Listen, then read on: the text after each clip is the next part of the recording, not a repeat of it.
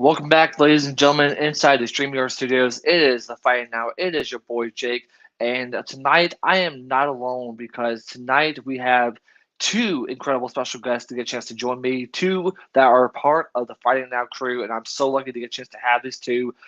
So pretty much, in case you guys don't know, this has been a very busy week, especially in the fighting world, with what happened in Invicta this past Wednesday, and of course, leading us up to the big UFC event tomorrow night. But of course, before we get any of our fight predictions, let's go ahead and get a chance to bring in one of my special guests this time. She has been doing some essential oils here lately. So in case you guys are wanting to buy some Erica's essential oils, make sure you guys get a chance to follow her at underscore Erica for all your info on the essential oils. Please help me welcome Miss Erica Cooney. Hello, hello. Hello, how are you, girl? Good, how are you? Good. It's been a couple of weeks since we got a chance to have you on here, and of course, how you been doing ever since the surgery? Because I know it's been hectic. It's been a roller coaster. How's the recovery going? Recovery's been doing pretty good so far. Fortunately, the situation with my knee was actually a lot less worse than we thought, which was crazy considering all the things I was told by surgeons. But now I'm just like, every day I'm like, when can I get back into training? When can I get back into training? Like, I'm ready. I wanna do it. I want to get back in now. And you know what? Hey, talk about after the long day I've had. I think I'm going to use more of these. So yeah, make sure you Yep. guys once again get a chance to follow Erica for all the info on the essential oils and many more. And coming up is our next guest. She is the commentator for Flex Fight Series. She is an incredible person. She went from ring girl to commentator. She's doing incredible things for Flex Fight Series. Please help me welcome our other special guest, Miss Zarya Bloom. Hi everyone. Hello. What's up, Going, guys? girl. How are you? Last time, doing good. The last time we got a chance to talk to you was back a couple of weeks ago, and this was before the last Flex Fight Series event. How you been doing ever since then? I've been good. September came and went, it was crazy. It was my birthday the night of the fight, so that was really special to get to spend it, doing what I love. And I'm kind of weird around my birthdays. I like don't ever know what to do or like don't want the attention on me. So it was nice to just like not have that stress, like anyone asking me, what do you do for your birthday? Like, oh, fights come, whatever. So that was super cool. And I can't believe we're in October now. Yeah, and to anyone that listens to the Green Day, I mean, it's about time to wake you up because September is slowly about to end already. We're about to get into the month of October. And of course, we've had so much that's been happening over the last couple of weeks. We've had probably the youngest UFC signee of 17 going to the UFC. We had an Invicta event, which we'll get a chance to talk about one of the fights that me and Erica got a chance to talk about. And it was between two ladies who were in the last season of The Ultimate Fighter. It was Caitlin Neal taking on Hannah Guy, and it was Caitlin Neal that got the huge decision win over Hannah Guy. And of course, I hope we get a chance to see more of Caitlin Neal because her performance in this fight was just really, truly incredible. It was awesome. She had a strategy. And of course, these two were best friends. These two were best friends going into the fight, and they're still best friends after the fight. And I think we can really admire that. Of course, new champion being crowned, many more we got a chance to talk about. But of course, we got tomorrow night's UFC event. Now, in case you guys do not understand what's happening, so we've been understanding that this is the first UFC event with no media, I guess no fans and attendees, just Mark Zuckerberg and I guess the commentators and the trainees. Is that correct there, Zarya? From what I've heard, I guess, I've heard that he might be like inviting his personal friends and family to, be in the venue, but I don't really, I saw that briefly on social media. So I don't know how much truth there is to that, but Yeah, and of he's course, taking over fight night because he decided to train jujitsu. So, it's Zuckerberg. man really owns. He decides to own Facebook and it says, "Hey, I'm going to rent out UFC for a night." It kind of shows that he has a cool side because before this stint, I just was very creeped out by him. So it's kind of interesting to see that he trains jujitsu. But I saw him recently on Rogan, and like Rogan is, he interviews in his style where it's like he makes people very comfortable. And then Yeah. like midway through the interview, he's like getting into the nitty gritty details. And like, Zuckerberg went from being like, meta, to gradually just like when he was asked about, how do you monitor bots? Like, how do you do this with the algorithm? Like, it was kind of just like, meep. And like, he didn't really answer the questions. So I'm still like, about him. If anyone cared to know. And one thing I love about Joe Rogan is like he's so chill, and he might end up having like a controversy side when it comes to some people, but to me, he's still doing incredible. And I mean, he's been with the UFC for quite a long time, especially in the commentary. I don't know if you guys remember Mike Goldberg. Whenever this whole thing happened, he joined, and then all of a sudden, here he is still today. But I actually read a article that the only reason why he's still in the UFC is because of Dana White. If it wasn't for Dana White, he would have been gone by then. So. Yeah, he's supposed to leave when Dana White. If Dana White ever doesn't stay with the company, he has to leave too. It's in his contract. Holy shit. Yeah. Wow. Yeah, so if Dana White leaves, Rogan has to leave. That's insane. That is really insane. I mean, they go so far. I mean, they've been boys for forever. Sounds like it. I mean, it sounds like it because you also got to think about this though. Whenever Rogan interviews Dana White, here and there, you can see the chemistry and the relationship that these two have, especially when it comes to professionally and outside of the cameras. These two are incredible best friends, and of course, hopefully we get a chance to see more of that. I really love the commentary team that's been happening, and we'll get more into that. But one thing I really want to talk about from your side, Erica, is that on this card, this huge stack card, you have a couple of teammates that are going to be fighting on this. You want to give us an insight on both teammates that'll be fighting? God, I'm going to butcher the name so freaking bad, but I'll save that one last. It was funny you mentioned because both Raul Rosas and Caitlin Neal were actually both teammates of mine when I was at Syndicate MMA. And now going back to now while I'm at Couture, Sean Strickland and oh God, I'm going to butcher his last name so bad. Please don't make me. Islam. Just you don't have to say it. You don't have to say it. You don't have to say it. And sorry about the background noise. Makachev. It's Islam Makachev. Is it? Makachev. Oh God. See, English isn't my first language, so I can't pronounce it. If it's Islam Makachev, I'm so split on that fight. All right, let me not interrupt, but I'm so split on that fight. Good. I really don't. Oof, that's one that's gonna be crazy. Yeah, I'm a little, conflicted too, because it's like obviously I haven't even been at Couture a long time, but he's been there since I've been there at least, and I want to root for a teammate, but then I also am like, dang, I do like Charles Oliveira, so. Ugh. But and then the Sean Strickland, he it's funny, when I first met Strickland, it was actually at Syndicate too. He actually left, I think, about a year before I did, and ever since then, like, kind of got to like see him for how he is as a person, and I can just say like he's definitely not.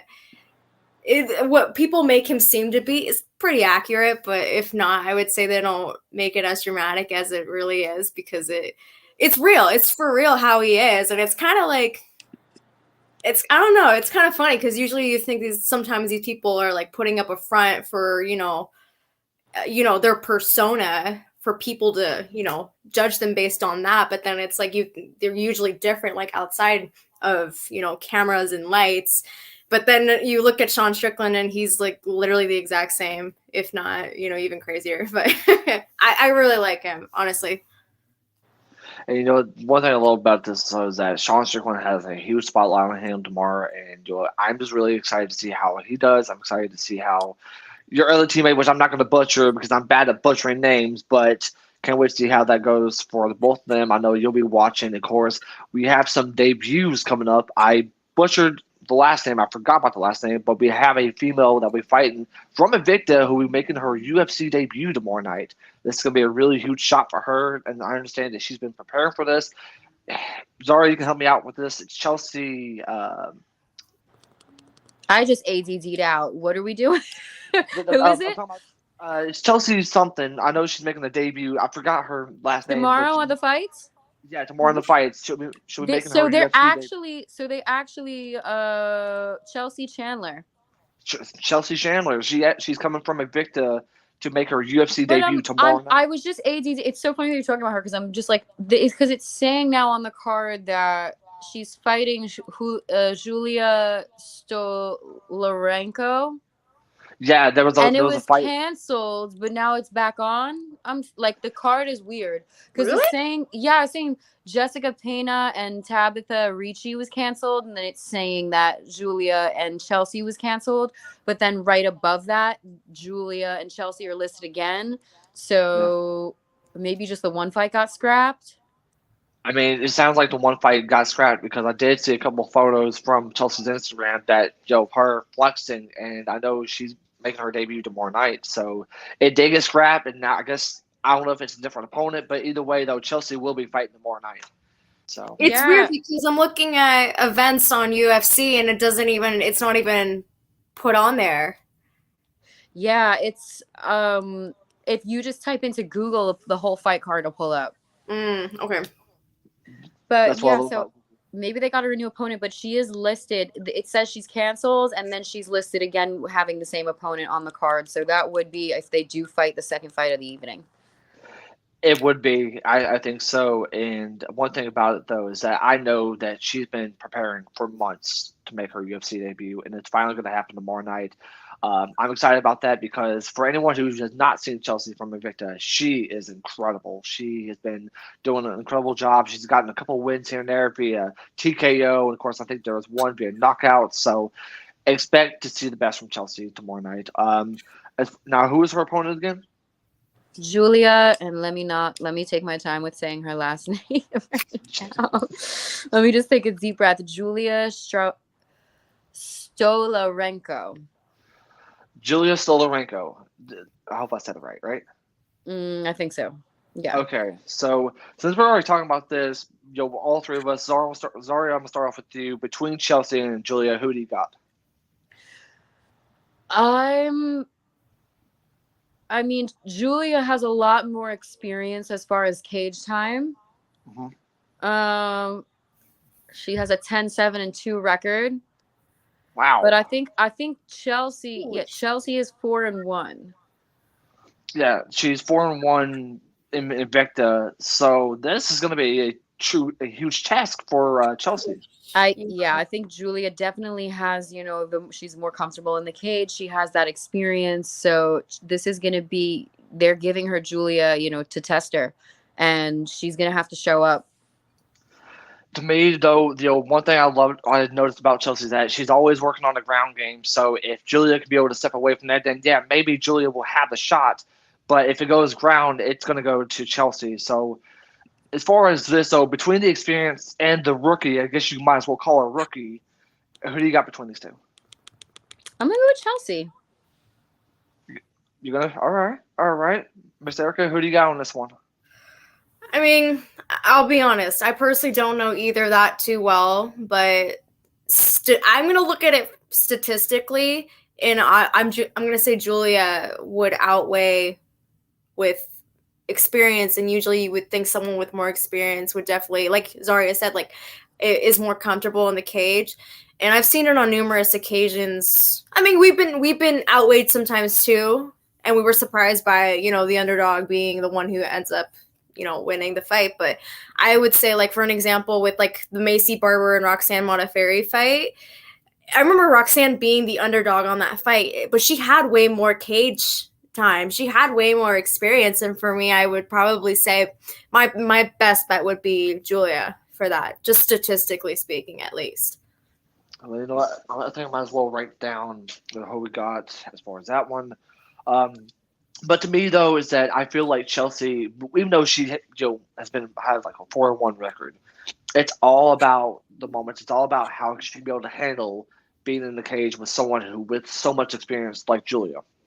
But even though Chelsea may be the underdog, sometimes the underdog may winning. So to me, I'm gonna have to go with Chelsea on this one, just because I really think that she has a shot. I know she's been ready for this moment for quite some time, and I really feel like that she has a chance to be able to show all the UFC fans what she's capable of doing, especially against a veteran. Miss Zarya, I know you got the card. What else are we gonna be seeing from this huge event? Well, I'm gonna skip over to the main card. So the main card, I guess we'll start with the first fight on the main card, which is Mike Davis versus Vyashelev Borshev. I don't know if I'm saying that. This is me trying here right now. But they're gonna be the first fight on the main card tomorrow. And Mike Davis, his last 3 fights, 2 of them were canceled. His one fight before that was in 2021. It was January 2021. So it has been a minute since Mike Davis stepped into the cage. He can either be chomping at the bit to get in there and more ready than ever, or the ring rust we're going to see. It can go, one of 2 ways. And his opponent, who is 6-2, his last. Ooh, wait. What is happening to my computer? Uh-oh. Sorry, technical difficulties. That's all good. Oh, good. He's been fighting more consistently. But his last fight was a loss. Between these two, I'm gonna have to go with Vyashevslev. I can't even say this name. Vyashevslev, just because he's been in the cage more over the past year. He did lose his last fight, but it was a decision loss. And that was in March. So both of these guys, it's been a minute since they've been in the cage. So it could go either way. I guess it depends on who had the better fight camp at the end of the day. To me, though, go ahead. Definitely, I think I agree with you on that, Zarya. I mean, the way I feel about it is I kind of wonder why Mike took so long as he did to be able to get a chance to get to fight. I mean, it's been a year since he even stepped foot back into the cage. And the one thing about it, though, is kind of like the Ferguson Diaz fight, is that whenever you step away from the cage, I mean, like Zarya said, ring rust, fight rust, whatever you want to call it, and his opponent has been consistent. I wouldn't say consistent, but his last fight was a loss. So, Zarya, I'm going to start off with you. Between these two, between a guy who has been active versus the guy who hasn't been fighting in over a year, as far as statistically, you're looking at the most active one over. I'm not going to butcher his name, but who do you see winning this fight? I mean, Mike had, the so many fights canceled for whatever reason, so that, I mean, like I said, it could either have a fire in him and he could have been training. I'm not really sure why those fights were canceled going back. They were a while ago. So I don't know if it was injuries on his behalf. I don't know if it was opponents. I don't know what the case may be, but so he could either be, chomping at the bit to get back in there from the frustration of so many canceled fights. He does have the higher record, but Vyashelev, this name, I'm like, it's hurting my brain right now. I apologize so much. I think he's gonna be in there to win. I don't think that he's gonna be a slouch. So I'm gonna go with Vyashelev. Vyashelev, we'll just call him that. Miss Erica, as far as Mike and Vyashelev, who do you got? I just 100% agree with Zarya on that. I am a big believer on consistency produces better outcomes. Even if, there's a loss, like his previous fight was a loss, I would definitely say, though, that my bet would be on him. Because, yeah, that's a big important thing when you have consistency. I've seen so many great people who just, are not consistent, but they have the talent, for whatever reason, they're not able to compete. I would say the consistency outweighs that more than anything. As far as me, Mike, which I understand the frustration. I mean, we've all dealt with frustration when it comes to opponents canceling with whatever reason it is. Yeah. And you have a guy who has pretty much been a part of the UFC for quite some time, who is now finally stepping back into occasion over a year. But the thing is, though, is like what type of reaction you're going to have once when those cage doors close. What are you going to be able to do against a guy who has been more active? And sorry for my English, yes, I said more active. But anyways, and I do agree with both of you guys. Consistency always plays a huge factor. So to me, I think we can all agree Vyashalev should have the win over this one. Correct? Yeah. I think so. All right. So The we've next, had. Go ahead. yeah, the next fight is a catchweight fight, and Okay. it's between John Castaneda and Daniel Santos. So John Castaneda is 19-5. Daniel Santos is 8-2. And John Castaneda, he's coming off of 2 wins. He had 1 canceled bout. His last win was in February of this year, and that was by an arm triangle in 1:38 of the first round. His fight before that was against Eddie Wineland, and that was a round 1 TKO from punches. And that was, again, a year before in February 2021. So it's been a little while since he's fought, but he is coming off of 2 wins.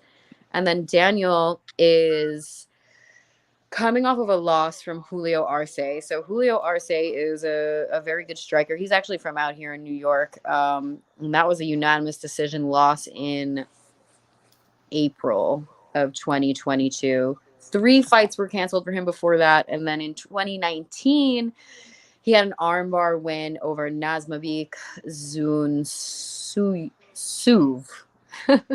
So it's been a little while for both of these guys again. And Daniel coming off of the loss against Julio. Julio is no slouch. He's a very good striker. I believe he has a Muay Thai background. And, it did go to decision, so he did get to go all the rounds, but that was back in April. John has a little bit more experience. But again, he hasn't had a fight since February. So it's a little bit of time outside of the ring, but it could be the perfect amount of time for him. With this, I'm going to have to go with John Castaneda. Yeah, I do the same thing. I think I might as well go ahead and go with the same thing because for Daniel, though, for him to lose via unanimous decision, I think the only way that Daniel could be able to do is stick to the ground game and try to be able to win via submission. That's your only best bet. But yeah, that's my. I'm not saying Daniel, but yeah, he could have a fire. I mean, I'm sure John is not, sitting around. He didn't go all the rounds in his last fight. It was a 3rd round submission, which is almost all the rounds. By the arm triangle choke, but yeah, I think John is going to take this one. I think we're all going to agree with John on this one for sure. Yeah, hands down. And then moving on, we have Sadiq Yusuf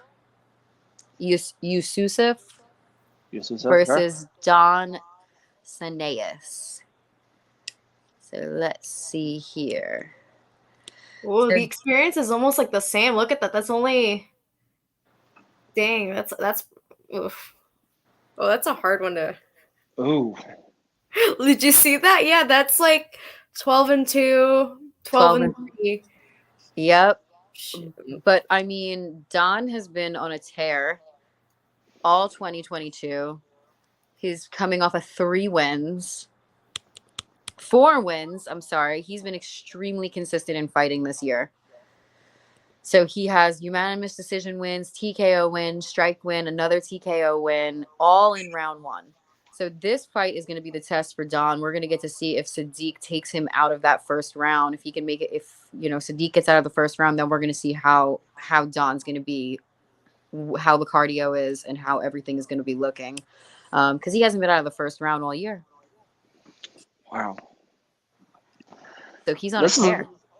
This is a really tough one because you got to think about both of the experience here between both of these guys. And, oh my gosh, I don't know how you could be able to get a chance to predict between these two. This one could really go either way. I mean, John is coming off.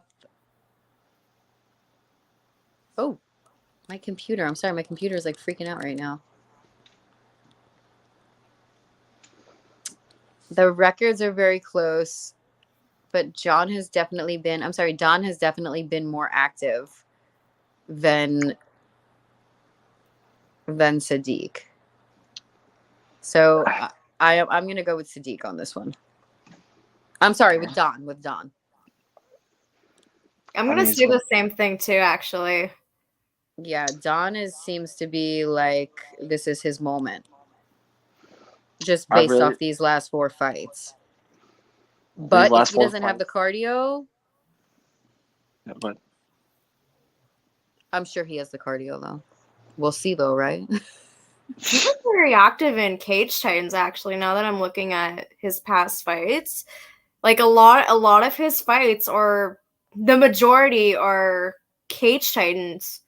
I don't know if you guys are familiar with Cage Titans. I have a friend recently who just fought for, actually, Annabelle Kelly. She's another one of my old teammates. She recently just fought for Cage Titans, and I believe I don't think she's fighting again for Cage Titans I think it's in 2 weeks or something like that. But yeah, I know he was incredibly active. That's crazy. I think that's where I knew him, because he looked so familiar to me. And I like Cage Titans a lot.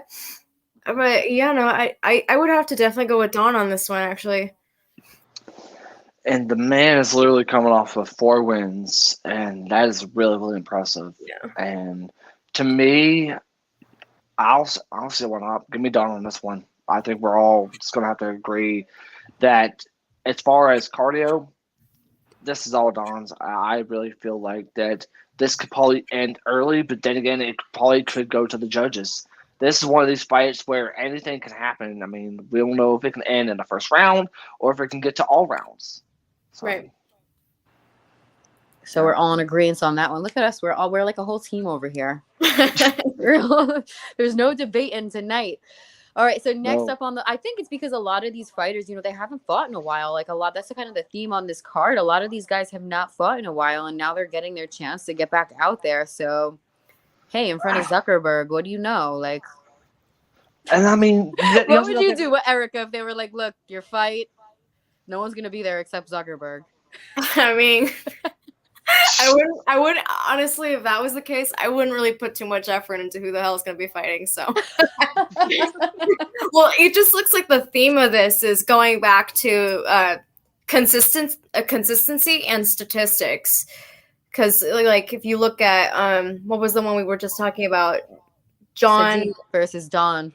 Yeah, and when the one before that, when we were looking at John Castaneda and Daniel Santos, like, I don't know, when you see a drastic difference, like I've been seeing, I feel like that was kind of the theme that's going on here, is like when you were seeing kind of drastic differences. The last one kind of was interesting because their win to loss ratio is like pretty much the exact same, So, this card seems a lot like the odds are gonna be, in favor of whoever, statistically, from what I can see. Because, yeah, you're right. A lot of these dudes haven't fought in a minute. Like, I can't think of.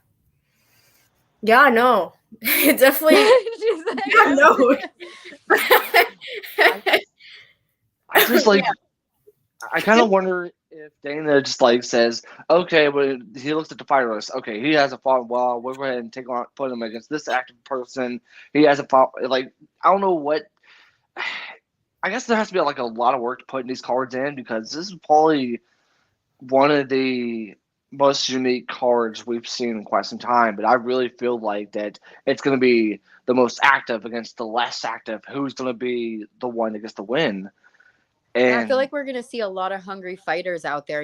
These guys are probably, because the UFC has over 500 fighters on their roster. Like, it's yeah, insane. So, if you're locked into a UFC contract, these guys can't be taking fights. They're just basically in the gym waiting to be seen. So Yeah. I feel like we're going to have a lot of explosives on this card. I think, even though these guys haven't fought in a while, and even though, maybe like, even not, I'm as familiar with a lot of these fighters. The names are ringing bells. I'm kind of like, oh yeah, I remember that Julio Arce fight. Like, I remember, when it's a more prominent name that they fought, it's kind of like, oh, I'm remembering this. yeah. But I feel like that aspect is going to make this card pretty explosive and exciting. Don't sleep on this card. I feel like they keep a list. They definitely have to keep tabs on different people because I had one of my old coaches, his name's Jay Perrin. He just got signed in February. Unfortunately, he's at a 2-loss streak so far. So he was a replacement for what was the name? There was a fight between Mario Batista and I forget his name. Well, anyways, Jay Perrin, he was on a Contender Series, and apparently Dana White had thought that he should have been the one who got the win, but I believe it was against someone named Dwight Joseph. Sounds familiar. I could be wrong, but I feel like they keep a list somewhere because they gave Jay a 6-day notice to fight. And I was like, dude, I knew he was already getting ready for a fight for CES, but I feel like they keep a list somewhere, and it seems like they're all getting thrown out now for the fights tomorrow more than ever, because you're right, like a lot of these people, they kind of ring a bell in your head, but it's like no one that's really fought really within that small of a time period. I can't even speak today. I don't know what the deal is. Go ahead. I speak Spanish. I don't speak English. That's Do you? Yeah, Spanish is my first language. So like sometimes my God, I would never know. Yeah, I know. I look so white. I'm Mexican. But no, you speak better English than I do. Like, you sound like you have better English than me. It was worse when I was younger, but yeah, now it's just coming all out. I don't know what the hell. Well, yeah, it's just not working with me today. English is just not. It's okay. You're well spoken. You sound. Your English is better than mine right now. I swear it is. After the day I've had, your English sounds better than mine as well. To be fair, I was raised by Mexicans, and then I ended up living with my dad, who's white. So I've had a fair bit of desensitization, as I like to call it. But it feels like they're totally just throwing out the names that it feels like they're on like a list somewhere. Dana White has to keep a list, or the matchmakers have to keep like a list of these people who are like, inactive or keeping an eye, because they definitely keep eyes on people who are not even signed yet. Obviously whoever is in charge of that, but like Jay lost his Contender Series. That was it. Even regardless of what Dana White thought, he lost his Contender Series fight. And Jay was my coach. Actually, we were really good friends. And it makes me wonder how many more people are on that list. Like, where is this list? Where are they keeping it? Because I have not, like, Sadiq Yosef. I do know him a little bit. I remember that name is very familiar to me, but most of these people, I'm just like, holy moly, I don't know. When were these fights, in 1985 or something? Like, when did they fight last? I don't know. I don't know. There's a list. There's got to be a list somewhere. You also got to think about this, though. I mean, plus with the Contendership Series, every Tuesday, they're bringing in new fighters on it daily. And plus, not to mention that, they're also keeping an eye on Invicta with the women from there. They always been bringing women from there. Like we mentioned, Chelsea, she's being brought up there, making her UFC debut tomorrow night. I mean, It's just, I like to know how they get the chance to watch so many fights, because they have so many different promotions on their streaming service. And I guess they just look back and they said, okay, we want him, we want her. I just don't understand how they do it. They're keeping eyes, man. It's the management companies too, like Iridium Sports. a lot of my friends are managed by Iridium, and I feel like it's all just connections. It's the only friggin' way possible, you know. Like, man, some people can really pull strings. Like with the Extreme Couture, it's a syndicate too. They got the advantage of it too. We were allowed to use the PI for training, and they were letting my head coaches, have the trainings at the PI, and it just always to me it always seemed like, okay, there has to be roots. There's someone who is in charge of all this shit, and we just don't even know about it. So I mean, it is what it is, though. Zarya, you have the next fight for us?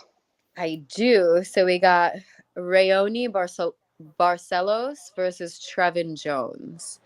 So Rayoni Barcelos, these records are in the ballpark. We got a 16-3 and a 13-8 from Trevin Jones. So Trevin Jones, where is he? Oh, here you go. I'm sorry. Rayoni Barcelos. His last fight. Oof. 2020 was his last win. So he has not fought in a minute. He had a loss to Timur Viliv, and that was a decision loss back in 2021. And then Victor Henry was a unanimous decision loss at the beginning of the year, January 22nd. So Trevin has been way more active than this. I know Trevin has fought more recently than that. Trevin 5-star Jones. He is an exciting fighter to watch. And he hasn't even fought since 2021. Damn. Oh, no. He had a loss in 2022 in March. So this is like wild. We just got wild cards coming at us. Yeah. There were multiple fights that he was booked for that were canceled. Again, that seems to be the theme of this night. All the fighters who are either coming off of losses or had a lot of canceled fights, because I've never seen this many canceled fights between. It's the faulty fight list. That's what you call it. I'm like a little bit like, wait, hold on. Except for Sadiq, and Mackenzie, like everyone on this card has kind of been like, I guess, lost in the sauce a little bit. Yeah. I guess. I mean, it's like they haven't had their spotlight, or they've gotten lost, or I don't know. I'm telling you, if they put them on a list and they're just taking, it's like you putting your hand in a bowl. They're just picking names out of that bowl, you know? Hang on. It's like I wonder if they have like a little name that picks out of head. It's like, okay, this so so is gonna fight against so. So I don't know. I mean, I'm gonna go. So Trevin's 32 years old. He's affiliated with Vita BJJ. Oh boy. I'm gonna go. What are you guys thinking here with this one?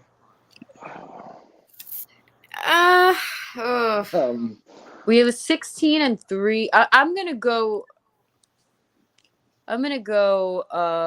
Rayoni. Just based off the fight record. He's 16-3. Trevin is 13-8. Even though Trevin fought more recently. I mean, it's something that we talked about. It's the most active against the most inactive, I guess you could say. So I'm gonna pick with Trevin on this one. Give me Trevin. Trevin is 16-3. I apologize. He's sick. No. My mistake. He's 13-8. Rayoni's the 16-3. Yeah. Ooh, I'm on a freaking loss here, yo. I'm like, I want to be.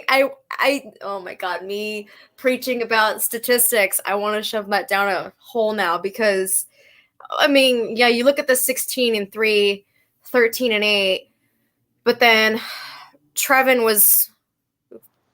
Forgive me if I'm wrong. He was more recently active. Yes. Yeah. Dang. And Rayoni, the last time he fought, I like totally brain farted. The beginning of this year, he fought. January this year. And they were actually supposed to fight back in the end of 2021, and that bout got canceled. So this one's been a long time coming for these two. Yeah, I see that. Yeah, it's a year in the making for these two. You know what? I think I'm going to go with Trevin for this one. I think I'm going to actually go for Trevin on this one. I'm going to go with Trevin, but it's not going to be by knockout TKO. I think it's going to go to the judges on this one. I can see this going to the judges, but I could. He's got to watch his jiu-jitsu, you know? He's got to watch his jiu-jitsu. Rayoni is going to be coming. You know he's Brazilian. You know he's got that fire jiu-jitsu. So if he can keep it on the feet, I think he's got a chance. As long as you'll be able to throw enough strikes to be able to take him down, then I don't see why not. I mean, but it's all about the jiu-jitsu on Rayoni's part. So, but either way, though, I mean, what if we don't see anything from Rayoni on the ground? It'll probably be just a couple of ground control here and there. But I don't know. I really feel like this will probably go to the judges. I feel like a lot of these are probably going to go to the judges. I mean, this is a really weird card. I'm not going to lie. This is really bizarre. I don't know. I've never seen it be so wonky like it is today, but I don't know. I just don't. After so long of, like, let's say, for example, the fighters who are fighting that haven't fought in recent times, I feel like, I mean, it would be like an epic comeback, but then at the same time, I'm like, is it going to end that way, though? I don't know. It's just such a what-if situation. You never know. I'm excited to see what happens. I'm prepared to be thrilled, and I'm also prepared to be underwhelmed, you know? I mean, I feel like UFC is just bringing us already the month of October. It's like, hey, we're going to throw you probably one of the wildest cards yet, the most unique cards, and we're finally get a chance to see that tomorrow night. And I'm not blown away, but I'm just kind of like unexpected to see the amount of fighters who haven't fought in so long get a chance to fight tomorrow night, especially with how long it's been. Right. See, that makes me feel like it's going to be wild. I feel like you get themes with these cards, and like now, like the next fight. So that was this is our co-main event now. Randy Brown versus Francisco Trinaldo. Francisco Trinaldo has over 35. He's 28-8. The guy's had some experience. Whoa. Randy Brown is 15-4 right now. But I feel like this is going to be a very, very exciting fight. You know, Francisco Trinaldo, 44 years old. Randy Brown's 32 years old. He's in, what people call the prime of the fight career, the early 30s. So Randy Brown has been on a tear. I mean, he fought Chaos Williams a couple months ago, Jared Goodin, Alex Oliveira.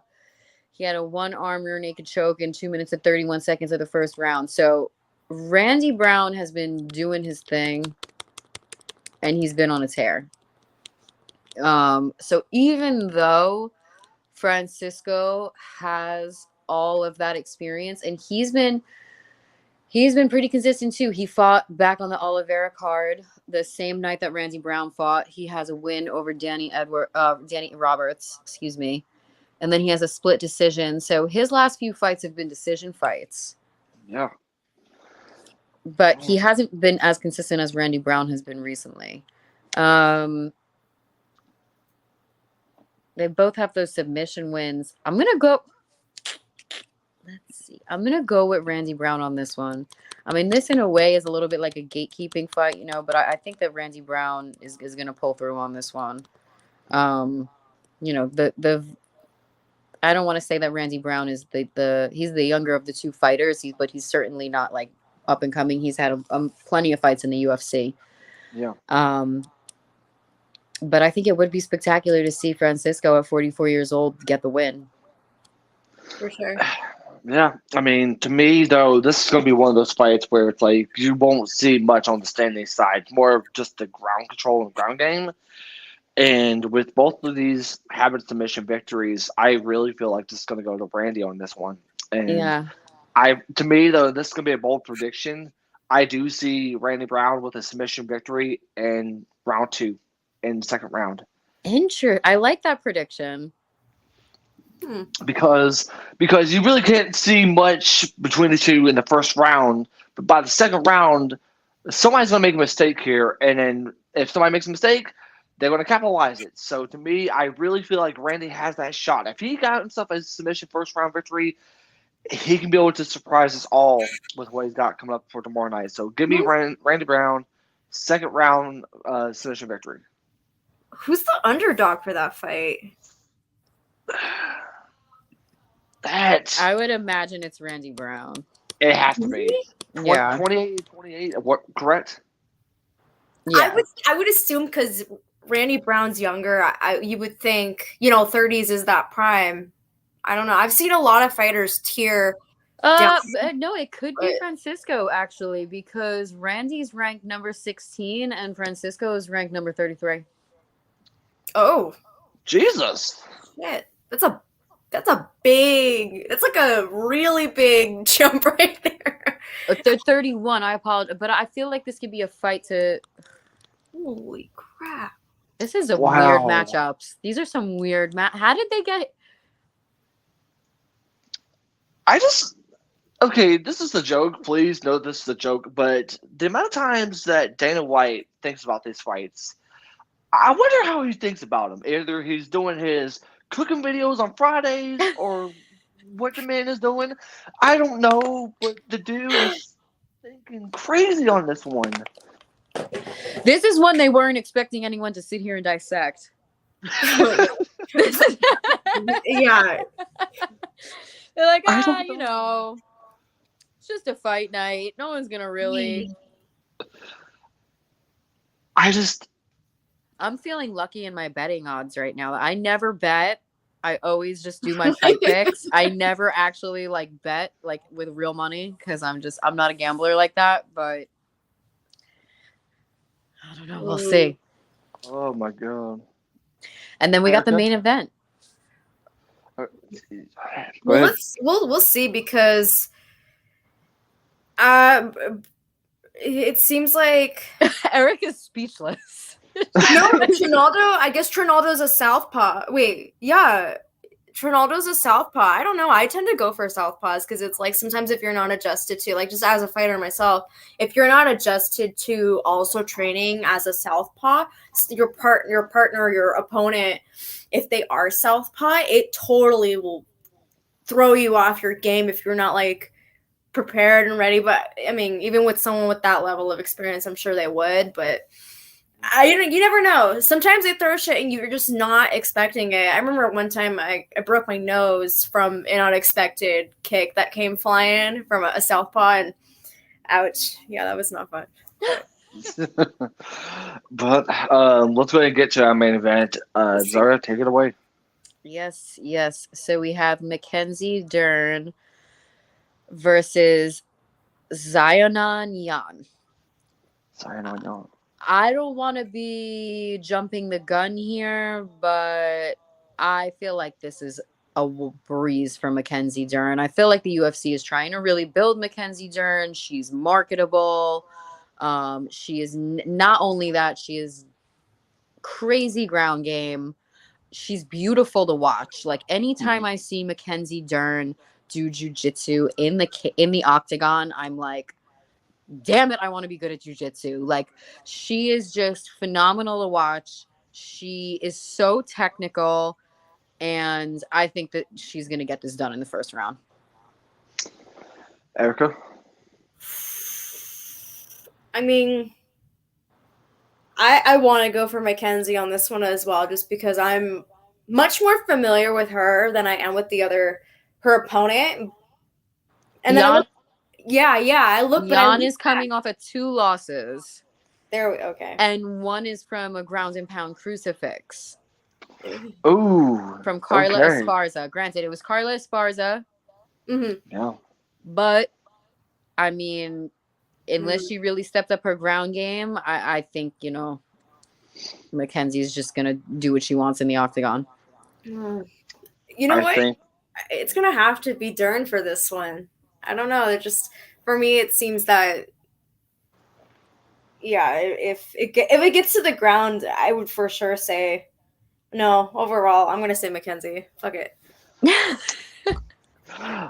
There's me, no way talking out of that one. I'm gonna have to agree with both of y'all. I mean, like, but the way I feel about this though is that somewhat don't count Zionon yet, because if she has been working on her ground game in the last fight against Carla Esparza, then maybe she might have a shot. But I think we all can agree, especially to those that are watching, Mackenzie Dern on this one, hands down. Ladies, You think the first round? Me and my bold predictions on this one, like I have the last two times we've done this now, Zarya. Which, by the way, I did not think I was going to correct on the submission victory from Nate Diaz, but somehow I was. And as far as this one goes, I do see this becoming a TKO or knockout victory from Mackenzie Dern on this one. Just because I really feel like that she has that shot. Oh, you don't think she's going to submit her? No. I really feel like she's going to knock her out. I really feel like, yes. I really feel like that, though, actually. I could see that. I really feel like Mackenzie Dern has it. I mean, she's shown a lot in her submissions, don't get me wrong, but she might surprise a lot of people with how good she's going to be able to do as far as the striking game. So I'm going to have to say a knockout on this one for Mackenzie Dern. Ooh, that would be exciting. If I get this right, I better get messages from both of y'all saying, how did y'all know this knockout happens? I don't know. I feel like it's going to happen by submission. Because if you look at her decision to submission ratio, she wins a lot more by submission. Yeah, I mean, that's true. That is true. I could see her wanting to get, like I said, she's trying to, I think the UFC, she's very marketable. I think they want to make her a star. And I think that if she knows, I want to highlight my striking, maybe that's her plan going into this, or maybe she's going to play it smart and stick to what she does best and just get in, get out, and not take damage. Because that's and Erica, this, you fight, not taking damage is a big part of it. Yeah. And longevity of your career. Mackenzie's a mother. I don't know if she wants her daughter to see her take damage. I think she'll strike with her. I mean, not saying that that's what's in the forefront of her mind. I think Mackenzie's a professional. She's going to go out there and do what she needs to do. Yeah. But to Erica's point with the submission, I could see her just wanting to be in and out of there and sticking. But I could also see her, if she wants to make that statement in striking and really cause a buzz. It depends on what her game plan is going in there. Yeah. I would think, though, from personal experience, they could. I mean, obviously, no one really knows other than the people she's training with. They could have her focus more on doing something that she's not used to and trying to, bring more. What's the word? Like thrill people with doing something she usually doesn't do, or something that she's not necessarily known for. Because I feel like she's definitely more known for her submissions than anything. But I think, let's just say that is what they're planning to do, or what they want her to do. I think that if it really, really came down to it, if she had the opportunity to, I think she would submit. For me, I'm more of a striker because my base is Muay Thai, and I always tend to go for stand up, and I'm aggressive with my striking. For the ground, it's definitely much more technical. It is definitely more technical, but I feel like if it really came down to it, even if they want what they wanted her to do, if it is to be submission, if it's by a KO. I think if it came down to it, her natural response, and her muscle memory is gonna want to submit, or it's gonna have her submit her opponent. I don't know. That's just what I think. I think that could be. I don't know. I feel like that could. I think it's what's gonna happen. but we don't know what they're planning, so we're gonna see. I feel like I wouldn't be disappointed either way. Because, like I said, when you see Mackenzie Dern's jiu-jitsu, she's so clean and it's so nice to watch. It's like when you see her do something, you're like, wow. Like, it's like watching like a pamphlet that tells you how to do jiu-jitsu. You know what I like? You know what I mean? Like it's so clean. Like you're like, oh, and then she did this. So I always enjoy her submissions, but she's the house cast of submission. That probably is. Jake, if you're right, I'm texting you immediately if she gets a knockout. If she gets a knockout, I better get text messages from both of y'all. And we do, next time we go back on live on this, I'm going to be like, remember the time where I actually got something right on this one, y'all? Dude, you might as well just freaking, it might be illegal to do that, but you might as well just live stream our reaction while we're watching the fight and see what the hell. I think we can live stream this one because it's just on ESPN. Yeah, we can. We can actually live stream our reactions. I know tomorrow night before we do have the fights. Mariah Castro, from Flex Fight Series, who made a debut at Combate. She's excited for this one, and I don't know. I think with her, with us, get a chance to watch this. I mean, would y'all be interested, like a little watch party together, see how things? Yeah, for sure. Absolutely. All right, I guess we're gonna be having a watch party tomorrow night here live on YouTube. I'm excited about this because this is our first time, and last time I did something involving like this, it was earlier this year. It wasn't for fighting; it was for football, though. It was for football, watching the Raiders and the Chargers game last season. But anyways, that was our picks for tomorrow night's big, huge card. I'm excited about this one. Wildest card we've experienced yet in the UFC this year. So just a little, and we'll see how it goes. As far as Mackenzie Dern, I really feel like this is going to be a great matchup, great fight in general. I mean, this is going to be some wild fights. So make sure you guys tune in. What time does the prelim start? Let me see. Sorry. It says tomorrow. Oh, for you, 7. For me, it says Vegas 4. 4. Yeah, for us, it's 4.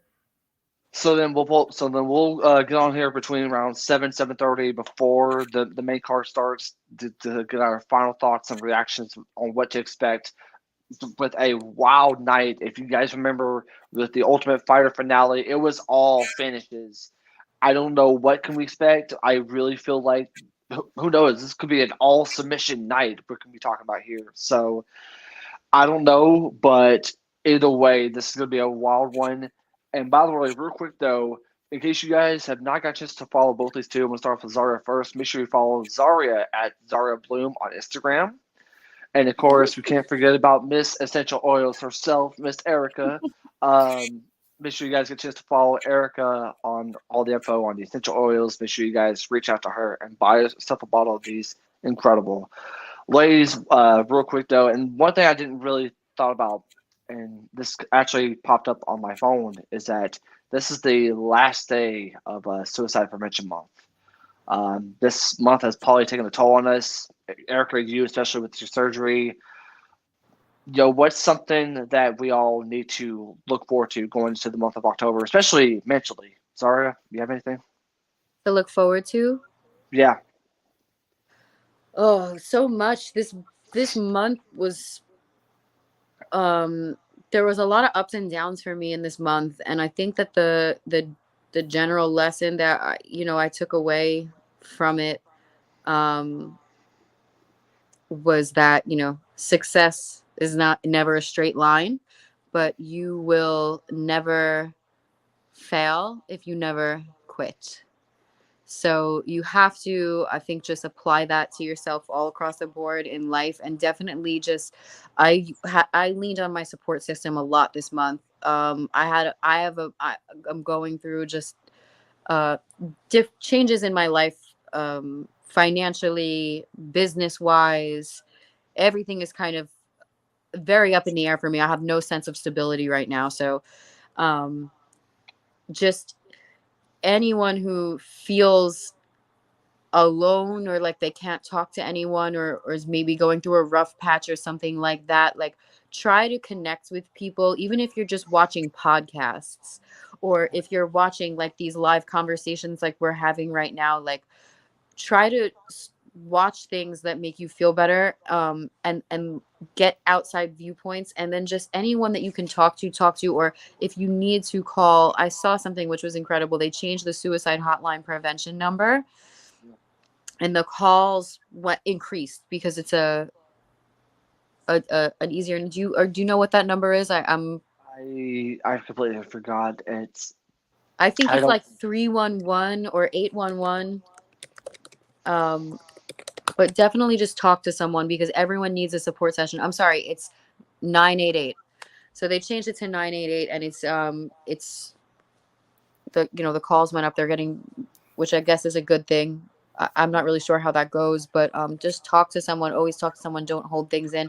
I have a tendency to try to just take everything on and not ask for help from people. And this month I really needed help from people, and I reached out. So I think that going into October, just, you know, uh, don't put so much pressure on yourself. You know, if you have people around you, good people around you, talk to them, reach out to them, and just watch things, put things into your brain on a consistent basis that make you feel good and make you feel better. Whether that's a podcast or a live, or, when you're feeling disconnected, it's hard to do things like that sometimes, but sometimes you have to give yourself tough love. And that's pretty much I don't know if that's something to look forward to, but just kind of more a thought, or a mindset to take into October, because we are coming to the holidays, and the holidays is when everybody is stressed out. Like, I don't care what you say, people want to sit there and be like, "Oh, the holidays so nice." Like, no, everyone is stressed the hell out. And whether you have family, you don't have family, that the holidays have always been a very, very difficult time for me, especially. I'm always usually upset during the holidays. So September was like my little test run. It kind of gave me my credits, like the ups and downs, and just keep that positive mindset. So yeah, just know that, it's okay not to be okay. It's okay to have bad days, but if you don't quit, you can never fail, and you will reach your success. It might not look like this, it might be like this, but you'll get there. Exactly. Miss Erica, you have anything as far as your month of September and what you are looking forward to the month of October? I would say pretty much I would agree with everything Zarya said, and then kind of to add on top of that, I would say I feel like people need to trust more in the energy that they give out, and remind themselves that, the universe or God, or whatever they particularly believe in, is gonna take care of them. I think that a lot of the times, especially now around like holidays too, I know a lot of, obviously because this is a sensitive month, I think that a lot of people tend to lose vision. And of course, the world is as crazy as it is now. We have so many things, that are always controversial, always some kind of conflict. And I think that sometimes we kind of not even, I think we subconsciously put ourselves into the situation because we're surrounded by it. And I think that one thing to really remind ourselves is that we have to just trust in the universe. We have to trust in the future, that it's going to be okay. It's going to be maybe even better than what we hope for. And that also has, I think, a lot to do with how we view ourselves, view others, view the opinions of others. I know, for example, like having surgery right before I got told I was going to have to get surgery, I moved gyms. I was about to fight, and then I ended up not being able to fight. And I think that I wouldn't have been able to make it past that, because I've had several occasions where, being when I was underage, my fights were always canceled because I was typically the only female that would want to compete. And as crazy as I was, I used to ask people, like companies, hey, can I just fight a dude? Like, I'm okay with that. If they're the same age as me, can I fight them? If we're the same weight? And they're like, you're absolutely crazy. And of course, I was devastated because I just wanted to fight, and that's all I wanted. And then, after setback and after setback, I still believe though that something greater is going to come, even if we can't necessarily see it, we can't predict it piece by piece. I think that just reminding ourselves to trust in that something good will come out of persevering through whatever the hell you're going through. I think that's just really what I would want people to know. And of course, to remind ourselves to always consider the opinions and feelings of others and try and find like a middle ground. I know there's a lot of issue. Specifically, I've been pondering on it for the last few days about when it comes to the battle of men and feminists. I know, being a fighter, I grew up with pretty much essentially all my training partners were men. There were never any women. At Syndicate, I was the only competing Muay Thai fighter that was female. The only one for 5 years. Like that was a lot. There's so many issues, and specifically that one really hit me hard because a lot of people have been on a rage about that lately, and it's all I've been hearing.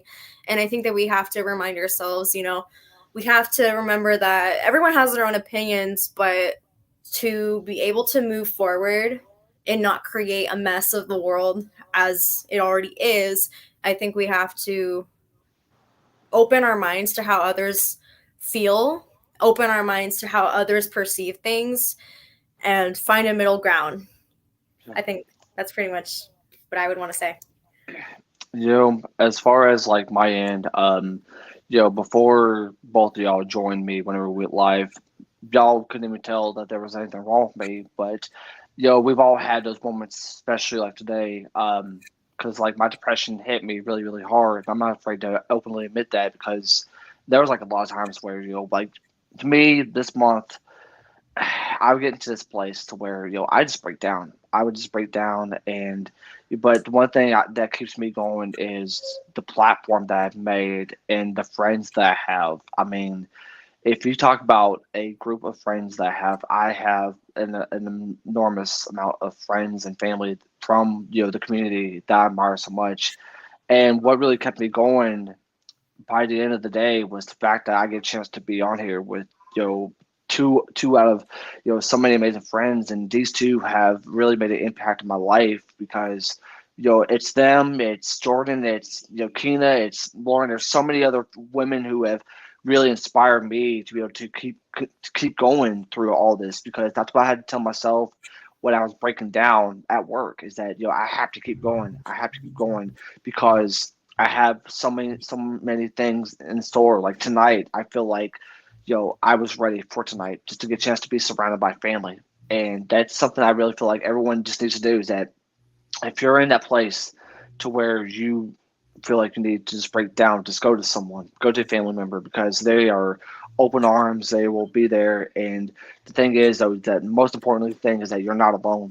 And that's one thing I love about this community, is that we are so uplifting towards one another, whether towards a fighter, towards a commentator, towards promotion, doesn't matter. And what the last thing I have to say is that no matter how you're feeling, there's always going to be people that have your back. You may not realize it, and you may end up having fake friends, but there's been real friends the entire time, and you've been in this place where you couldn't see it. But I'm telling you, there's great things coming to the end. There's something I've always said, and me and Zarya, we've always talked about this ever since our first interview, is that there was always a light at the end of the tunnel. So if you're in a dark place, just know that that light is coming, and it'll end up being there before you realize it. Hey, and I want to add something kind of onto what both of you guys both just said, even though it's a little different. I feel like this kind of ties it together. It's okay to cry. Like, men, it's okay to cry. Like, women, it's okay to cry. You don't get to a certain age where you don't cry. And I think, honestly, that crying is therapeutic. Like, you guys have no idea how much I cried this month. And like, I don't mean to say that in a way where it's like, oh God, like what that, but like I cried a lot this month. Like there are a few nights where I couldn't sleep. I was up till like 5 in the morning. Like I would go to sleep at like 11 and be up till 5 in the morning. Just like, and now that I'm older, this would happen to me a lot back in the day, but now that I'm older, like when these things happen, when I get like these I just can't sleep moments, I just go with it. I'm like, you know what, the universe wants my energy up right now, like I'm gonna stay with it. I don't have a sleeping problem, but when this happens, like I just kind of go with it. And like I'll see things online that I'm like, oh, I was kept up tonight because I was meant to see it. And I'll start crying, like, oh, I'll just cry in my car, like randomly things will hit me. And like, I think that you need, everyone, men especially, like, it's okay. You need to get that out. Like men, then when I hear that, oh, I haven't cried in 12 years, it's like, that's not something to be proud of. Like you need to feel that it's okay. It's like your emotion is energy in motion, right? So if you feel something and you don't let it out, that motion is staying inside of you and it's building in you and it's causing anxiety and it's causing pressure. And when you cry, you release. So Yeah. from the feminine and the men thing that you were talking about, Erica, and then Jake, what you're talking about, I feel like that's something that kind of like just people need to hear after hearing those two topics, because it's something that, you know, human beings, we all have the same emotions. There's only 7 different personality types. No one's that different. Like we are all similar. Men and women are more similar than they're not. You know, we're all the regular people or have more in common than the government does. And I think that people need to really start seeing that whatever your political affiliations are, the average people, the folk, that we're all down here, we need to be allies.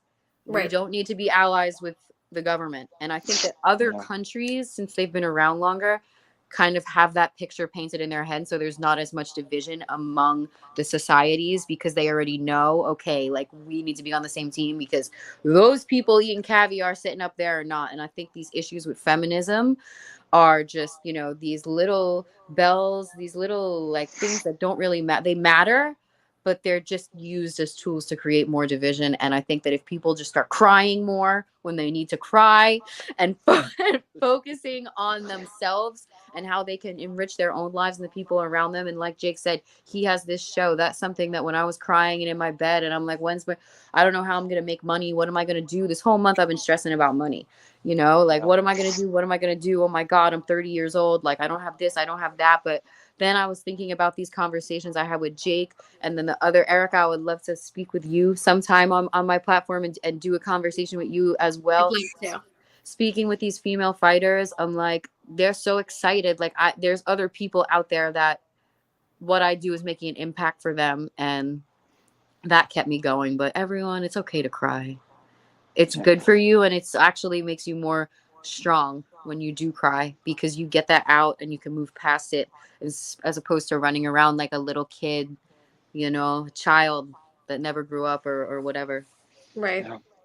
Yeah. Sorry, that's my rant. Hey, that's fine. That was a beautiful rant. I mean, it's like what Patty said back a couple months ago, and by the way, I that really hit me to where like I was crying, but the thing was that, Oh, but we all need to break the stigma, and I really feel like that there's no don't be afraid to show your emotions, especially with how you feel. I mean, because let me tell you this, so the more you show your how you feel, the stronger, the wiser of the person that you are today. Because if you hold something in, that's gonna be this amount of rage. Because there will be times where I would end up trying to hold stuff in, and all of a sudden, there's things that I'm doing to myself that I'm regretting each and every single day. But at the end of the day, though, is that if I can be able just to be able to let that out, I know that I'm going to be okay by the end of the day. And that was like with earlier, I think about the conversations that I've had with both of you girls ever since I've met both of y'all. I mean, Zarya, whenever we first met on Instagram Live, we talked about this for quite some time. Erica, whenever we went live back a couple weeks ago, we spent pretty much an hour, both of us, talking about how much we have to be able to rely on not only just each other, but to just be able to be strong through this battle that we're dealing with. And to me, is that I don't want to see anyone in the casket. I don't want to see anyone hurt themselves or doing something that they're going to regret, because it doesn't matter if you're part of the community or not. We all need you. We all need you in this world. If you're watching this live or whenever this gets posted up, just know that the reason why Warrior means a lot to me and means a lot to these ladies, because it's not just because we watch fighting. It's because that's exactly who the hell we are. We are all warriors by the end of the day. It doesn't matter what type of battle that you're dealing with. It doesn't matter what type of fight that you're dealing with. We're all have our armor on, and we are prepared for whatever steps in front of our way. And we have to be able to make it to the end of each battle. Every day, there's always something going on in our life. Like Zarya said, there's times where we need to cry, and there's nothing. I mean, there is nothing wrong with crying, especially if if it's on air or if it's anywhere. You have to be able to be strong. You have to be able to know that it's going to be okay, but it's also okay to cry. Don't hold anything in, because at the end of the day, you'll end up regretting it more than you know. I've seen the experience, and I understand it hands down. And Yeah, and anyone who makes you feel like you shouldn't be crying or bad about crying, those are people who are very sick. Yes. Don't be around those people. I think it's also important to be super aware, though, of the way we feel and the way we perceive things and how others perceive things, though. Like, if we're not aware of the things in our surroundings, if we're not aware of the things that we feel, like, jumping off to what you guys said, not suppressing emotions, crying when we need to cry. If the more people become aware, I feel the more that that awareness becomes something that is strived for, because if we don't know, like, for example, if you're not succeeding at something, and if you're not getting the results you want, it's because you're not aware of the little things that could be better in your life. And it's the same thing. If we're keeping a healthy relationship with ourselves and the people around us, it's about being aware, being yeah. I hate using the terms woke or empathetic, but on a genuine basis, just being open-minded and being, empathetic to how others are. There's so many stigmas around so many different terms nowadays, and I really hate it. And it causes so many issues because people become really insensitive about it. And I feel, though, as if sometimes people react the way they do, or they don't exactly communicate in a way that's necessarily, how do I put this, like, friendly.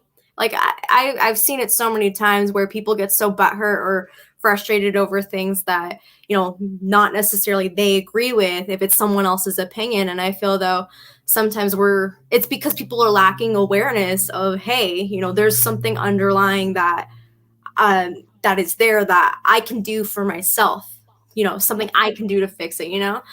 It's, man, it's crazy. It's crazy. But, those things are so important, especially letting out when you need to let it out, Nothing like a good cry. Yeah. No. I cried in my car at the gym this week. I cried in my room. I cried when I was driving home from my other gym that I go to. Like, and it's so random. Like, it'll be like a song that sparks a memory, or Right. it'll be me stressing in my bed about, money, or it'll be me thinking about a sad thought, someone I lost, like, those are all things that you need to just embrace it and let it go. It's just a moment. It's going to pass. If you sit there and cry for 2 minutes, who cares, Right. And it'll make you feel better. And I think that's a big, strong message that really needs to get to men, and not to even, like, the other thing that was something that I've been consumed with this month is all these serial killer things that have come out on Netflix and all this kind of stuff. And you're seeing so much injustice. I had knowledge of these, the Jeff, I don't know if you guys are familiar, the Jeffrey Dahmer, I was very familiar with those stories and those killings and everything like that. And when you see it play out, it's just, they want men to be strong, so they didn't take anything seriously. Men reporting sexual abuse against them to the police wasn't taken seriously in the 70s and 80s and 90s. And who knows if it's taken seriously today, for all we know. You know what I mean? Like, there's so much stigma. Like, women have it hard, and I sympathize. I am a woman. I know we have it hard, but sometimes I really think, like, how much harder men have it, because men can't show emotion. Like, that is not put out there for men to be able to show emotion. So when I see men show emotion, it makes me happy. I don't look at a man and think, oh, he's weak, he's over there crying, like, ugh, gross. Like, that is not anything even close to what comes to mind. So any men out there who are listening to this, just know that it's, this is a problem throughout society. It's been double a problem. Standards. It's so double standards, and it's total BS, because it was funny. I was talking to a friend about this yesterday, and man, the things that, right, like being able to show emotion as a man, or being able to report sexual abuse or whatever, I feel like the standards have really created a notion that it's okay to treat men like shit, essentially. I mean, it's what I see when people are like, oh, I don't need a man, they're trash. I feel like sometimes it's all because they don't look at the things that men do have to deal with, obviously, because we're not in their bodies, we don't have the same anatomy, we don't, maybe we don't have the same kind of logic. I think it's all because, we're not looking, and we're not trying to improve. We're just trying to, like, if you want a better relationship, you have to do things to make those relationships better. I hate the double standard thing. I think it's total BS. I think that, you can't be expected to be treated like something when you can't even treat your significant other or your partner or whoever the same way, It's, ugh, yeah, it's hard. And when the institutions that stands, do not protect people because of how they identify sexually or what they're reporting, it breeds that into society, and people don't feel, they feel like there has to be this, facade, this mask that you present yourself a certain way to the world. And, it's all for a reason. There's cause and effect. But I think just if we can just all realize that crying is okay for men and women, and that, the only way things are going to change is if people start putting themselves out there more, and start, more conversations like this are had, and more people, like, we're from all different walks of life, the three of us, and we don't even know. I met Jake before today, you did, but me and Erica, just met today, and we have so much in common. So that's the other thing. You don't get to see that a lot on social media. Social media breeds a lot of like, nah, I'm gonna be mean and nah. And like, I get it. Those people are hurting, and that's why they're keyboard warriors out there. Everyone's a warrior, and some of them are keyboard, but those are the worst type to be. But I think having conversations like this shows that we have more in common than we don't, and that, just don't lose hope.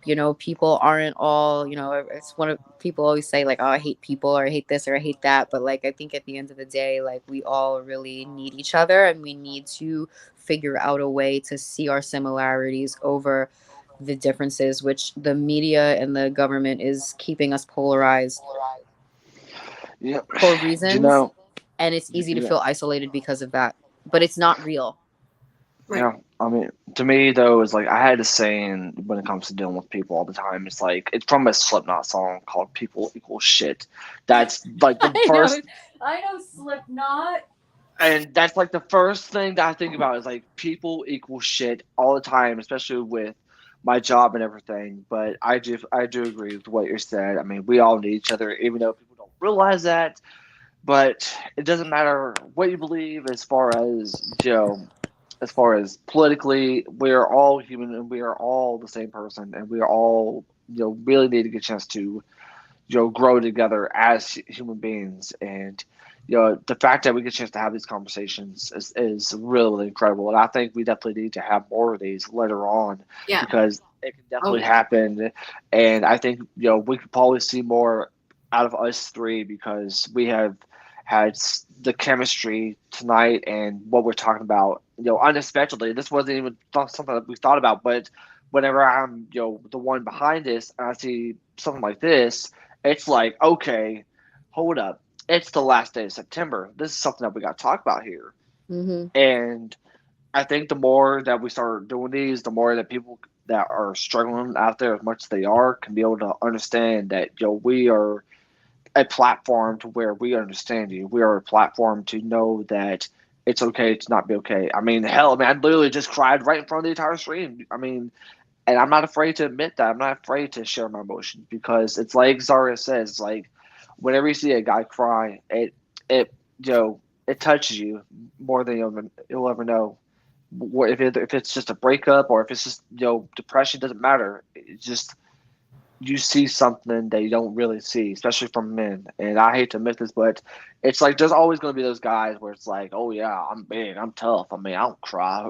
Crying for wimps. It's vulnerability. It's fear of being vulnerable. That's why a lot of people don't show commitment in relationships. And now that we look at the statistics of how many people actually enter in relationships versus keeping things more on a casual basis, the number between I read something about this. Again, I'm always reading shit about everything, but I read something about it, or I watched a video. What was it?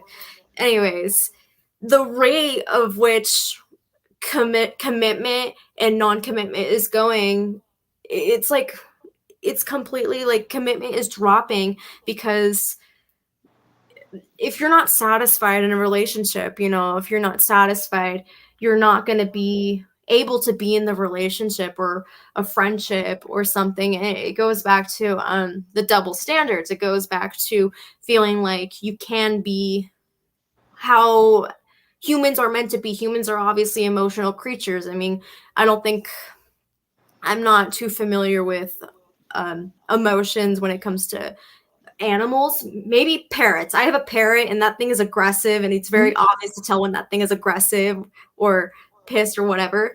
But when you create a stigma that, or like the concept of, men not being able to be, emotional, I think that it really shoots people in the foot later on when they don't think about, hey, this person is a person. This person's not some robotic, machine that is emotionless, or I think it's very scary. And like Erica, I'm so surprised that you're 18 because you're very well spoken and you're very articulate and you carry yourself very mature. And yeah.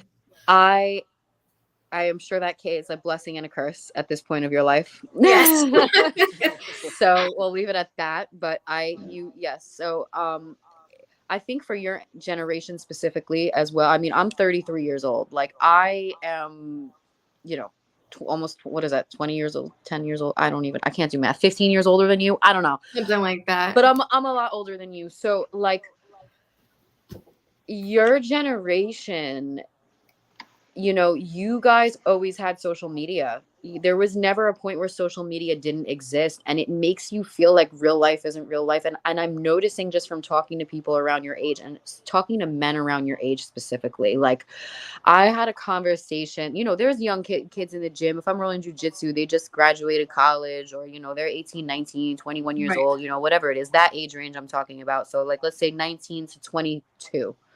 Right. It's the common thing that I've noticed from talking to these men or these young men is that a lot of them, everything is a game based off of what these older influencers are telling them online. So they're listening to these people who have no credibility outside of them creating a persona on the internet. And then they're listening to this dating advice and they're listening. And it's like, they want commitment. I listen to them and these guys, they want commitment, but they have to do XYZ game to get there. And like, I try to tell them, I'm like, look, if you want something, if you really want something, you have to be vulnerable. And that's why when you said it's about people not wanting to be vulnerable, it really truly is. And especially, and I feel sorry for your generation because I see that and maybe this is too much of a broad statement to make, but it's a lot of kids who like really want love. And it's not like when I was growing up, like we wanted that too, but it's different for you guys because you're so disconnected and connected all at the same time since you were little kids. So you don't know you don't know who to listen to or where to go to. And like this concept of love is so foreign. And it's just like, even just being yourself in a relationship is like, I can't do that. Yeah. It's like you guys aren't even getting the chance. It's Right. like if you want to have the chance to fuck it up, come on, you'll fuck it up like the rest of us. But like your generation isn't even getting the chance. Like it's so convoluted, and it's everything to do with social media. I really truly believe that, and I don't know how we fix it, but I think that these conversations are like one of the ways to start. Yeah. Yeah. It's funny because it feels like often this is a little bit of a personal detail about myself, but I've always gravitated towards older men. It's also just a family thing though, because I come from a long line of age gaps, arranged marriages, stuff like that. So I'm one of the very few, I guess, in my generation at least. But it's funny because watching people my age, I look at them all the time because I grew up in a business setting. I was homeschooled, grew up in a business setting, became a fighter. I watch people my age, and to me, it baffles me because I feel as if my generation is not my generation, and it's crazy because I look at the standards that women hold for men specifically, and I look at it and I think, girl, you might be a 10 in your own eyes, and maybe you really are a 10, but putting these expectations for a guy to make him like 100,000 a year, have a giant ass house, cars, money, whatever you name it. I think like a social media, everyone thinks that, oh, this is how you get the girl. This is how this is what we have to be able to get what we want. And I think that a lot of girls, unfortunately, are really like intoxicated with that thought, believing that that's what we really should be striving. Like, it's very obviously important to look for a partner who has no red flags and can on some level provide in a relationship and even financially. But it's insane because I think these conversations definitely, they're never being held, and they're never targeting someone of my age range. Mm-hmm. I think that I think the only solution would be genocide of social media, but so many pros and cons to that. See, these problems didn't happen in the 50s. These problems weren't happening until early 2000s. I feel like maybe even a little after that. I don't believe that's true. I think everyone's always been fucked up and people have always been cheating. I think now you just know about it more. Yeah. Because there's so like it's been the same. And I want to say something to you because I always dated men who are a lot older than me because I felt that same way. Like I didn't fit in with my generation and whatever it was. So I always had I'll say 2 boyfriends that were in their 30s while I was 21. They ran businesses, and I thought that I could learn from them. That was the main reason why I was with them. I thought I could learn from them, and I thought that but they were more fucked up than any of the people I dated who were my own age. Like, like without question. And that's a broad statement there, but yeah, I think that it's a slippery slope. People are people at the end of the day. The age, the generation doesn't matter. You could have good people and you could have bad people. Yeah, no, for sure. And don't be too, but like, I don't know. It's funny now that I'm that age, when I talk to these younger people who are 21 and 22, and I'm like, yo, that person was fucking sick. Like, why the hell was he dating me? Like, I could never, like, oh, you go out, you get drunk, you hook up with someone who's 21, 22 years old, cool. But like, to have a relationship as a 33-year-old woman with a 21-year-old boy, like, what? Like, no, I'm okay. We don't have nothing in common. Like, so the fact that I was dating men who were that age is crazy to me at this point. Like, I think about it all the time, and I'm like, yo, someone needed to like step in.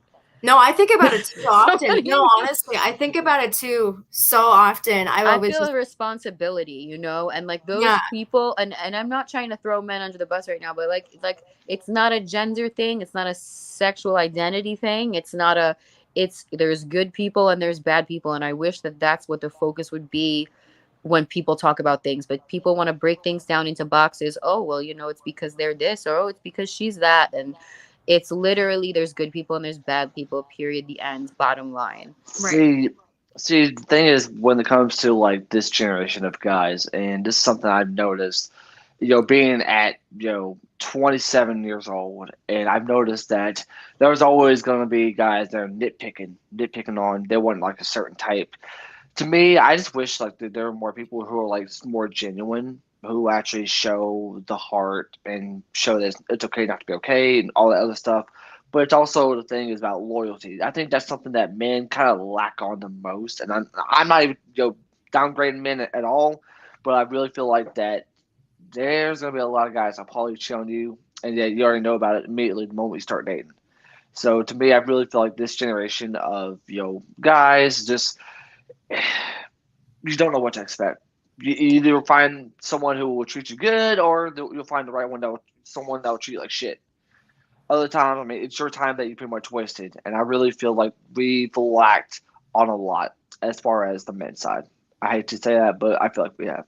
I think but and then it's also up to the girl to not be a stupid bitch. Like, if you, pardon my language, but I'm trying to drive a point home. Like, don't be me. Don't be the person who sees all the things and then be the asshole like me who's like, I'm just gonna give him another chance because I'm a good person. I'm a nice person.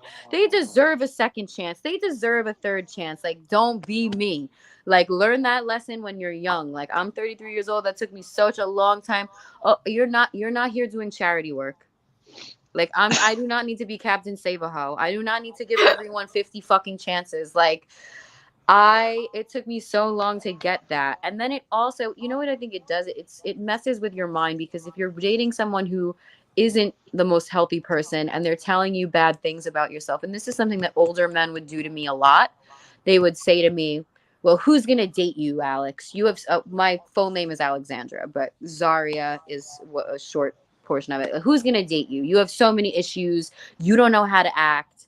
Like, you're a bitch, you're this, you're that. Like, I deal with so much, I put up with so much from you. Like, I run a business. Like, what are you doing all day? And when you're hearing things like that, like, you start to believe them because this is an older person that you're looking up to. And guys your own age can do that to you as well, but for Okay. Yeah, me, there was a lot of older guys who would say things like that to me, and then they make you feel like you're damaged and you can't get anyone else. And it's a gaslighting tactic. It's it's one of those things. So you start to question your own self, and then it makes it scary to leave because you feel like no one else is going to want you, and that there's something wrong with you and that you yeah, can't. So don't let that fear, because that fear is not real, and I believe that fear, and that was why I stayed in certain relationships that I stayed in, because those were fears of mine. Like, well, I am, like, I don't know, this is my third relationship, it's not working out, like, maybe I am a problem, like, maybe I do have. So don't be Captain Save a Ho. Don't be like me. Like, if you're upset a lot of the time, if this person leaves you and you feel anxiety, if you're around, like, you have to just stand up for yourself, and men and women can do the same thing. Don't get me wrong, women can do the same thing, but um I think the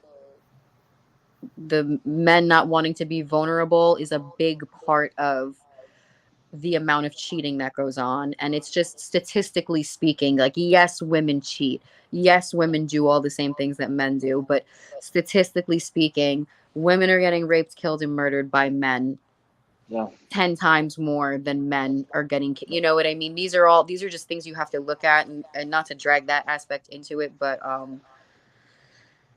you know the loyalty thing, just it goes both ways. But I think the back to Erica's point, men not wanting to be vulnerable, I think it all stems from that, and then that all stems from men not being allowed to cry and not being able to have emotions that women are allowed to have publicly. I think it just is all one big ball that ties into each other, and that's why, again, suicide prevention month, last day, like, these Yeah. are the points I really want to drive home. Like, everything connects, and we have more in common than not, and stop looking at these outside factors to, judge and stigmatize. And just, there's good people, there's bad people. Men can do everything bad that women can do. Women can do everything bad that men can do. But the one thing that men can't do is cry, because it's looked down on, and that needs to change. Amen. And real quick though, this will be the last thing I'll say before we get a chance to hop up there, is that and I'm gonna put this from a song lyric, because me being that guy that constantly listens to music, based off the song "Second Chance" by Shinedown. Not every goodbye is a second chance. Not every goodbye is a second chance. So I really, really love this conversation, and I think we'll definitely do more. Probably maybe more after the UFC fights tomorrow night. Which I guess now we're going to be having a watch party tomorrow night, 7:30 Eastern time, for us to get ready and everything. I'm excited. You guys still in? Yes. All right. So before we hop off the air, Erica, first of all, any final thoughts and comments you want to say? Oh man, I think we've covered a lot tonight. I think we've covered so many different things. Obviously, we covered the our predictions for the fights, and then jumping to Suicide Prevention Month being the last day. I think, man, I don't know. I think we said so much. There's so many things to process now. I think what we talked about, I think it's now time to take back a look on that and digest all of it, Yeah. Miss Zarya, any final thoughts and comments? Men, boys, anyone out there, it's okay to cry, and I'm really excited to see Mackenzie's Dern submission tomorrow. She's gonna do it, I swear. or knockout by my prediction. Okay, I'm putting 20 down on submission. That's it. I'm putting 20 down on submission. We're gonna pot going. What my final thoughts and comments is, I can honestly say I'm probably the luckiest dude right now to get a chance to do what I'm doing and get a chance to have the best of group of friends like you two are. So first of all, I want to say to both of you guys, I love y'all very much. You guys are incredible. You guys are amazing. Thank you guys for becoming a family to the Fighting Now. I really feel like that the more conversations we do with these, hopefully we might get a chance to reach some people out, and who knows, might make an impact. I hope that we are, but at the end of the day, we pretty much cover everything, and that's really so beautiful about this. And something just happened to Zarya. Oh, there she is. Sorry, someone was FaceTiming me. It's okay. But the one thing I'll say before we get a chance to hop off the air is make sure you guys tune in tomorrow night, 7:30. We'll go live. Make sure you guys get a chance to follow Miss Zarya at Zarya Bloom, and of course Miss Erica at _Erica. If you have to, pause it so that way you can get a chance to follow them, because trust me, they're worth it. Make sure you guys get a chance to follow me at The Fighting Out on Instagram. Ladies, thank you guys so much for the time. It was incredible. It was amazing. Thank you. And I'm going to say this, because I usually do this, but I'm not worthy when it comes to both of you guys. I'm not worthy. Get the hell out of here. I know. Get the hell out of here. I gotta be so heartless. Anyways, I'm Jake. That is Miss Zarya. And of course, that's Miss Erica saying so long. We'll see you guys tomorrow night. Bye, guys. Bye, guys. Bye, Jake. Love you. Bye, Erica. Bye, Jake.